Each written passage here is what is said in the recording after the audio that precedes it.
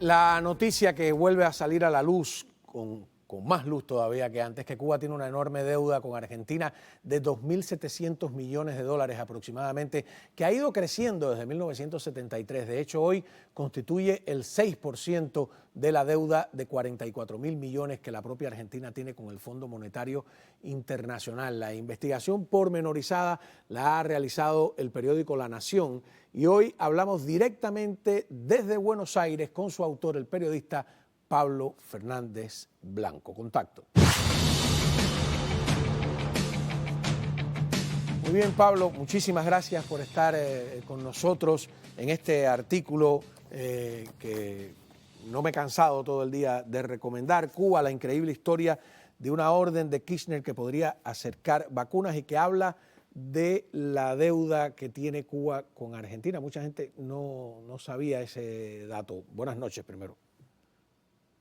¿Qué tal? Buenas noches, gracias por la invitación y un afectuoso saludo a toda tu audiencia. Les cuento brevemente la historia porque es una historia realmente cautivante, atrapante. Creo que es una historia que tiene todos los condimentos que busca un periodista antes de ponerse a escribir y por eso me interesé tanto en el tema. Sucede que en el año 1973 la Argentina necesitaba exportar cosas y a Cuba no le vendía prácticamente nadie en el mundo, pero además no solo no le vendía a nadie a Cuba, o metafóricamente, es decir, tenía muchas dificultades para hacerse de mercaderías, Cuba, naturalmente por el régimen, pero al mismo tiempo no tenía el dinero para comprarlo. Entonces lo que hizo el Banco Central Argentino durante el gobierno peronista de aquellos años por otra parte que eran turbulentos para la Argentina, fue concederle un crédito muy importante. Le concedió un crédito a varios países, pero el más importante fue a Cuba. A cambio, ¿qué pasaba con ese crédito? Cuba compraba productos industriales, sobre todo se vendieron muchos autos fabricados en la Argentina. Entonces, Cuba compraba los autos que se fabricaban en la Argentina con la plata que le prestaba a la Argentina. Hasta acá, todo bonito. El problema es que nunca se terminó de saldar esa deuda de 2.700 millones de dólares. Ahí estamos viendo, por ejemplo, ese es un Ford Falcon que se pusieron de moda, todavía rodando en La Habana aparentemente. Hoy por hoy estuvieron los Chevrolet, que en Cuba le empezaron los Chevys que usaron que es el que habíamos visto anterior, la foto anterior, empezaron a usar de taxi. También vimos Peugeot, ese era un Chevy que se usaron de taxi y desaparecieron. Eso sí que no quedan casi ninguno, ¿no? Fiat también.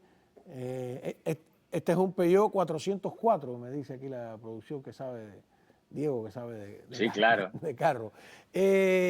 Fue para nosotros interesante en aquella época ver todos estos autos porque desde el año 60 aproximadamente, o el propio 59, habían dejado de entrar automóviles modernos de cualquier lugar, o sobre todo americanos, a Cuba.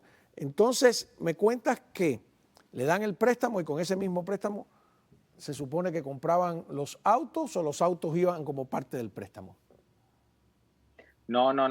Era un préstamo, era como una garantía de exportaciones por parte de la Argentina. ¿Qué buscaba la Argentina? Buscaba que su industria creciera, buscaba generar empleo y sobre todo buscaba dólares la Argentina, que suelen venir de afuera. Necesitaba vender afuera del país la Argentina. Entre los mercados que encontró como posibles interesados en la producción industrial de la Argentina, el gobierno peronista de aquellos años, estaba Cuba, pero Cuba no tenía el dinero. Por eso el Banco Central prestó dinero. Ahora, una de las cosas más curiosas de esta historia es que tiene presente. Es decir, estamos hablando de plata que prestó la Argentina en el año 1973. En realidad fueron varios préstamos que se extendieron hasta principios de los años 80 y renegociaciones, pero nunca se terminó de pagar eso. Y después vinieron muchos presidentes en la Argentina que vieron esto, se dieron cuenta de que estaba este crédito. Nunca dejaron de intentar cobrar esta creencia. Me refiero a Carlos Menem, por ejemplo, me refiero al expresidente Mauricio Macri, por decir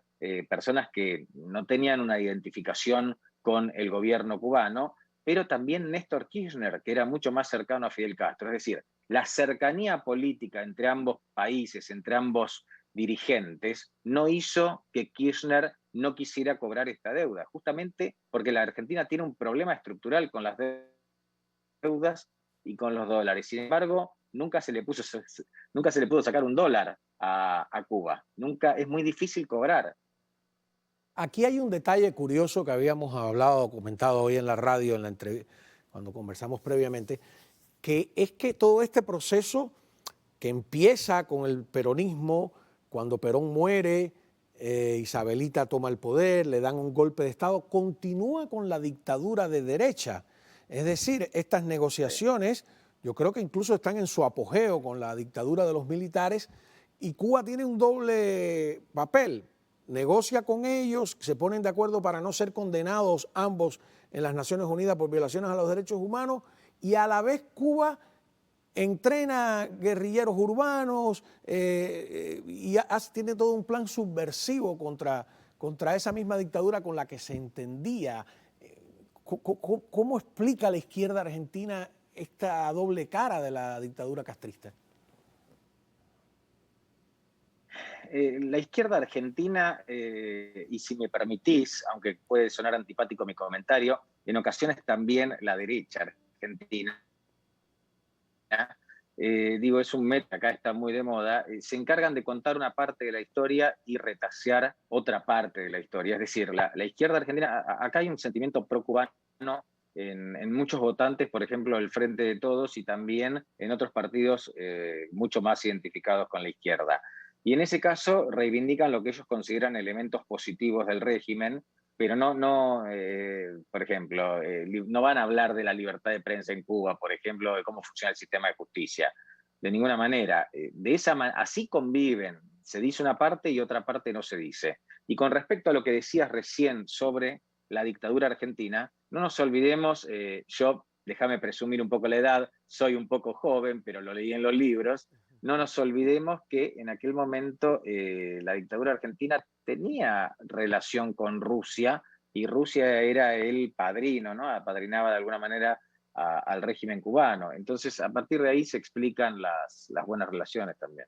No, pero además tú tienes toda la razón. La derecha argentina también tenía una doble cara, ¿no? Porque esa dictadura militar que hablaba de luchar contra el comunismo tenía una relación económica y además de intereses en Naciones Unidas con los comunistas que supuestamente combatía. Yo recuerdo esa famosa caricatura de Mafalda, que no le gustaba la sopa, como todo el mundo sabe, que decía, bueno, ¿por qué Fidel Castro no dice que le gusta la sopa, a ver si la prohíbe en Argentina, ¿no? Entonces, había y es probable, estoy sin conocer al detalle, que hay una doble cara también por parte de la derecha argentina o de cierta derecha, ¿no? Ya yo no sé si es muy mecánico hablar de derecha e izquierda hoy en nuestros países, hay una confusión tremenda. ¿Cómo lo ves? Bueno, hemos tenido ahí, estamos muy en el sur, un problema de imagen. Pero bueno, en lo que recuperamos la imagen, yo quería traer este tema, me parece que es un artículo maravilloso que ha hecho Pablo Fernández Blanco, vamos a ver si recuperamos la señal con él, porque, como decía al principio, Cuba le debe a Argentina en estos momentos 2.700 millones de dólares. Argentina debe como 48.000 millones de dólares al Fondo Monetario Internacional. Es decir, ¿cuántas cosas no podrían hacer los argentinos con este dinero que es el 6% de la deuda argentina? Vamos a un corte a tratar de recuperar la señal. Volvemos enseguida, ¿no? Con todas estas doble caras que tiene la política, tanto de un lado como del otro. No nos engañemos. Ya volvemos. Muy bien, seguimos hablando de este tema de la deuda que tiene Cuba con Argentina y Argentina a su vez con el Fondo Monetario Internacional. Y la pregunta de si deudor que no paga a otro deudor tendrá 100 años de perdón. Ya restablecimos comunicación con Pablo Fernández Blanco, autor de es toda una investigación magnífica. Por cierto, si quiere comunicarse con Pablo, puede entrar, no sé si podemos ir, Pablo, en Instagram, que es @ Pablo Fernández Blanco y OK, ¿no? Que me dicen que en Argentina se usa mucho el OK después, ¿no? Claro que sí. Ahí tiene para que si quiere algún comentario, porque va a levantar mucha polémica. Esto que hablábamos, ¿no? De que tanto derecha como izquierda han jugado con doble cara en este fenómeno de Cuba, al menos. Sí. Sí, yo te puedo dar mi explicación. La política es muy importante, pero la economía, que a veces no se nota tanto, es tanto o más importante que la política en algunos momentos de la historia, y da la sensación de que en la década del 70 pasaba eso en la Argentina. Recordemos que la Argentina vuelve a contraer una deuda importante hacia finales de los años 70, y esto termina desbalanceando toda la economía y esto termina generando problemas económicos que hackean el futuro de cualquier gobierno. Y esto le pasó a distintos presidentes. En aquel momento el gabinete de Perón, Perón tenía un ministro importante que pasó a la posteridad, Gelbar, que no era muy instruido, pero sí tenía mucho olfato para los negocios, o así lo definían, y vio la posibilidad comercial en Cuba. El problema es que Cuba no tenía dinero para pagar y terminó no pagando y hoy debe 2.700 millones de dólares, que yo quiero ponerles este ejemplo, nada más para ver si es mucha plata o es poca plata. Yo sé que en Estados Unidos, naturalmente, el Tesoro norteamericano está acostumbrado a manejar otros números, pero en la Argentina llevamos gastado unos 200 millones de dólares para comprar a razón del 40% de las vacunas que necesita la población, con una dosis, aproximadamente 200 millones de dólares. Yo les estoy hablando de casi 3.000 millones de dólares. Ese es el tamaño de la deuda cubana y el tamaño y la importancia de la deuda que Cuba tiene con la Argentina. ¿Cuántas cosas se podrían hacer con ese dinero, con un 50% de ese dinero, por ejemplo, con las propias vacunas, con planes de ayuda? ¿Cuáles? Sé Claro. que mencionas algunos en el artículo. Bueno, por ejemplo, hoy se podría comprar fácilmente a la empresa industrial más grande del país, que es YPF, la petrolera YPF. Pero para que la gente que nos está viendo lo termine de entender, desarrollar una vacuna eficaz contra el coronavirus, digo de las más eficaces, cuesta menos que la plata que Cuba le debe a la Argentina. ¿Se entiende esto? Es decir, un desarrollo científico que está esperando todo el mundo es más barato, cuesta menos dólares que lo que Cuba le debe a la Argentina. Hay una famosa anécdota de cuando los españoles de la República se ven ya perdidos y llevan el oro español a Moscú para que esté allí bien resguardado y Stalin hace de este oro no lo van a ver nunca más, ¿no? Yo me pregunto ahora, anticipándome con optimismo de que a Cuba regrese la democracia, un próximo gobierno democrático podría también tratar de no pagar esa deuda a Argentina diciendo que fue una complicidad con la dictadura. No sé, yo veo muy difícil que ustedes cobren ese dinero hoy o mañana. Bueno, es cierto lo que decís. Ahora surgió una posibilidad que yo creo que no se va a concretar de la misma manera que no se concretaron las anteriores, y es que Cuba aporte vacunas a la Argentina. Nuestra ministra de Salud estuvo visitando hace poco tiempo la isla. Cuba tiene un desarrollo propio de vacuna. No sé qué tan avanzado estará. Hay otras vacunas. No creo que sea la vacuna elegida por la población argentina. Acá la cuestión de las vacunas ha generado una enorme polémica en la Argentina. Pero efectivamente, una de las cosas que se pensó en el pasado que puede volver en el futuro es una especie de trueque, es decir, que Cuba no nos pague con dólares, sino con mercaderías, mercancías. En el pasado se pensó con, de repente, algún tipo de intercambio tecnológico, y ahora está la posibilidad de las vacunas. El problema es que las vacunas en Cuba son candidatos vacunales. Yo no sé cómo ellos están hablando de exportar algo que todavía ni siquiera ellos mismos le han dado la calificación final de vacunas. Y te contaba en la radio que tuve una experiencia con el presidente de Uruguay, con Valle, que me dijo que las vacunas que estaban mandando a Uruguay en aquella época estaban todas vencidas. Le pregunté por qué no hacía la denuncia, dice porque estaba atrapado políticamente, que lo iban a acusar de no querer recibir ayudas, qué sé yo. Me fui al hospital que alguien me señaló y pude ver efectivamente que las vacunas cubanas, no me acuerdo de qué eran en aquel momento, estaban totalmente vencidas. No me parece una buena idea, no por hacer anticastrismo gratuitamente, no me parece una buena idea. Tú no te la pongas por si acaso. No. Bueno, puede ser, tomo el consejo. De todas maneras, repito, acá hay una parte de la población argentina que tiene un sentimiento pro-cubano, eso no se puede negar, pero hay otra parte que es, te diría, o anticubana o por lo menos le tiene mucha desconfianza a lo que viene de la isla y Argentina no es un país fácil en general. ¿Ustedes no Entonces, tuvieron la experiencia de que su presidente se puso la Sputnik y después se contagió? Sí, claro, claro que sí, pero bueno, pero sorteó la cuestión con cierta facilidad, ¿no? O al menos no se informó otra cosa. Bueno, ahí está el caso de la Sputnik, es decir, las relaciones geopolíticas de la Argentina. Recordemos que la vicepresidenta Cristina Kirchner, su hija en realidad, Florencia Kirchner, estuvo internada bastante tiempo y eligió internarse en Cuba. Es decir, ahí hay un vínculo político importante. ¿Hay un uso político de la vacuna en Argentina? He leído eso por varios lugares. Bueno, yo no tengo ninguna duda de que hay un uso político de todos los actores, pero el actor que más la usa es el actor que más tiene que ver con la vacuna y es el gobierno nacional que está integrado por el Frente de Todos, donde la que manda es Cristina Kirchner, sin dudas, claro. Hay una especie de mecanismo de negación, si me permitís volverme un poco psicoanalítico, y es que niegan todo el tiempo que haya un uso político y efectivamente hay un uso político. Sin ir más lejos, hay folletos con la fotografía del gobernador de la provincia de Buenos Aires, que es uno de los delfines políticos de Cristina Kirchner, diciendo vacunate, hay que poner el hombro, muestra su hombro el gobernador, y después nos quieren hacer creer que no hay un uso político de la vacuna. Ahora, como periodista investigativo que veo en este artículo que vas al detalle, ¿te atreverías a decir que quien gobierna en Argentina no es el presidente, sino la vicepresidenta? A ver, sin ánimo de entrar en polémicas, vamos a referirnos a los hechos.